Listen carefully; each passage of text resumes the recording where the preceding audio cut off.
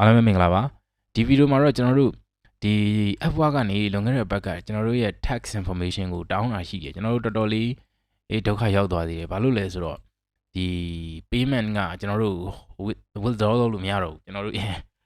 ဝင်ငွေတွေကထုတ်လို့မရတော့တဲ့အခြေအနေဖြစ်သွားတော့တော်တော်ကိုဒုက္ခရောက်သွားတယ်ဆိုတော့အဲ့ဒီဟာနဲ့ပတ်သက်ပြီးကျွန်တော်တို့ကျွန်တော်နဲ့ကျွန်တော်အသည့် freelancer တွေအကုန်လုံးဝိုင်းပြီးတော့ report တက်ရတာပေါ့နော်ကိုမြန်မာနိုင်ငံမှာရှိတဲ့အခက်အခဲလေးတွေကိုဝိုင်းပြီး report တက်လိုက်တဲ့အခါမှာအဆင်ပြေသွားတယ်ပေါ့နော်ဘယ်လိုဖြစ်ရမလဲဆိုတာလေးကိုကျွန်တော်ဒီဗီဒီယိုလေးမှာပြောပြမှာအဲ့ဒါလေးမပြောခင်ကျွန်တော်ဒီမှာ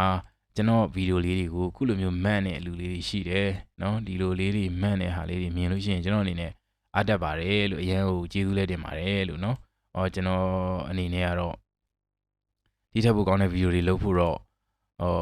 ပို့ပြီးတော့ခွန်အားဖြစ်တာပေါ့နော်ဒီထက်ပိုကောင်းတဲ့ဗီဒီယိုတွေလုပ်ဖို့လဲ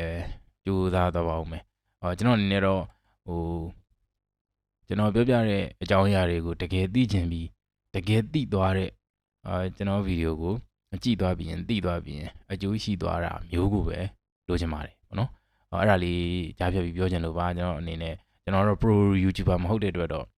ကျွန်တော်ရဲ့ video editing ပိုင်းတွေမှာတော့အားနေတာလေးတွေတော့ရှိတယ်အဲ့ဒါလေးတော့ခွင့်လွှတ်ပေးပါလို့အချိန်မရတာလည်းပါတယ်ပေါ့နော်ကျွန်တော်အနေနဲ့ကျွန်တော်အတွေ့အကြုံတွေပဲအခြေခံပြီးပြောရတာဖြစ်တဲ့အတွက်သိပြီးတော့ဗီဒီယိုတွေကဒီ short clear မှာဖြစ်တာလေးတော့ရှိကောင်းရှိနိုင်ပါတယ်အဲ့ဒါလေးတော့သိခံပြီးတော့ကြည့်ပေးကြပါလို့မသိရရှင်တော့လည်းမေးထားပေးပါလို့ကျွန်တော်စင်ပြေရင်ဖြီးဘုတ်ဗီဒီယိုလေးတွေလောက်တာပဲဖြစ်ဖြစ် comment နဲ့ဖြီးတာပဲဖြစ်ဖြစ်ကျွန်တော်လုပ်ပေးပါမယ်လို့နော်အဲ့ဒါလေးကြားပြပြီးပြောချင်ပါတယ်ဆိုတော့ကျွန်တော်ဆက်သွားလိုက်ရအောင်အဲ့တော့ tax information ဘယ်လိုဖြစ်ရမလဲဆိုတာကျွန်တော်တို့နိုင်ငံမှာက TIN number က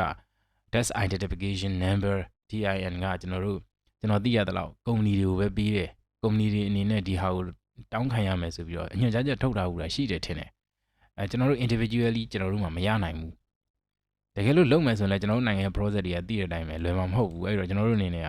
ဒီကိစ္စမှာအခက်အခဲဖြစ်တယ်ဆိုတဲ့အကြောင်းကျွန်တော်တို့ report တက်လိုက်တဲ့အခါကျဒီမှာ email ပြန်လာတယ်ဆိုတော့ Upwork က email ကဘာပြောလဲဆိုတော့ဒီမှာမရှိဘူးဆိုရင် national ID number ကိုသုံးနိုင်တယ်နော်တကယ်လို့ဒီ TI number လည်းမရှိဘူး national ID number လည်းမရှိဘူးဆိုလို့ရှိရင်တဲ့ဒီအဆင့်၄ဆင့်ကိုတဲ့လိုက်လို့ရပါတယ်ကျွန်တော်တို့ကတော့အဓိကတော့ကိုယ့်ရဲ့မှတ်ပုံတင်နံပါတ်နဲ့ကျွန်တော်တို့တင်လို့အဆင်ပြေတယ်ဗျာเนาะအဓိကတော့တကယ်တမ်းကျတော့ဒီ tax information ဆိုတာလေသူတို့အစိုးရဒီပါလေ revenue internet revenue system ကဒီ service က internet revenue service ကအသုံးပြုတဲ့နံပါတ်တွေပေါ့သူတို့နိုင်ငံမှာ policy တွေကလည်းအများနဲ့ပြောနေကိုရီးယားလည်းဒီနိုင်ငံတွေရဲ့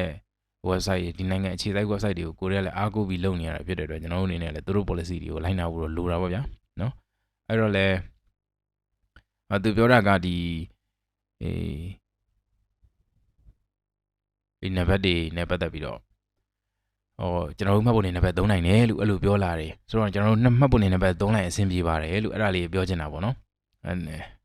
ကျွန်တော်တို့တရားနံပါတ်ကိုကျွန်တော်တို့အနေနဲ့ကျွန်တော်တို့ local government စီကနေတောင်းရမလို့ပါဘူးလို့အစတော့ကျွန်တော်တို့တောင်းရမလို့တော်တော်ဒုက္ခရောက်ခဲ့တယ်ပေါ့နော်အဲ့တော့တကယ်လို့အဲ့နှစ်ခုကိုယ့်ရဲ့ national ID မရှိဘူးဆိုရင်တောင်းမှလည်းမရှိတဲ့လူလည်းမရှိတော့ပါဘူးเนาะကိုမှတ်ပုံတင်နံပါတ်ကတော့ရှိမှာပဲလေဆိုတော့အဲ့မရှိဘူးဆိုရင်တောင်းမှလည်းဒီ၄ချက်လုပ်လို့ရတယ်တဲ့ဒီမှာအဲ့ဒီ form ကို download လုပ်မယ်ပြီးရင်နော်ကိုယ့်ရဲ့ချက်လက်တွေဖြည့်မယ်ဖြည့်ပြီးလို့ရှိရင်ဒီမှာ tax record support upwork.com ကိုခင်ဗျားတို့အဲ့ဒီ form ကိုပို့ပေးပါတဲ့နော်အဲ့ဒါပြီးလို့ရှိရင်ဒီမှာ3ရက်ကနေ5ရက်အတွင်းမှာတခြားအဆင့်နဲ့တူ